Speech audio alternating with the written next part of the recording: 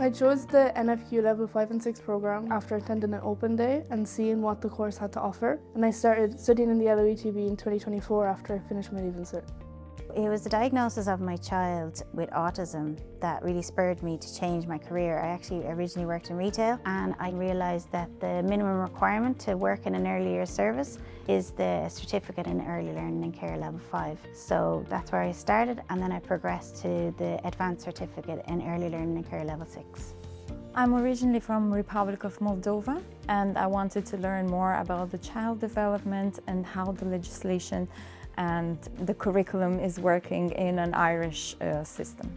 It was just a wealth of information into child development, how to work in a service, understanding children's rights. It was just phenomenal. The programme had a lot of benefits for me. It taught me a lot about the different legislation and regulations that we will be following, and as well as that, it helped me learn a lot about, using your initiative and talking and getting support from people who you may need it from. Personally, I gained lots of friends and new people that made a huge difference in my life. Working in a professional practice placement was very, very beneficial for me. I completed 150 hours in the local setting with a very great team and good supervisors. I completed my professional practice placement locally. As I live local, it tied in with my own children going to childcare and me facilitating in the course. It was challenging at times, but it was really enjoyable as well.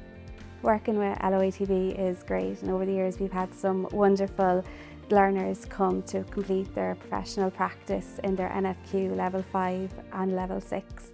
When the learners come to start, we find them so prepared. They come willing to help and willing to learn, and they have really good knowledge on important things like children's rights, child development, holistic care, play and creative activities.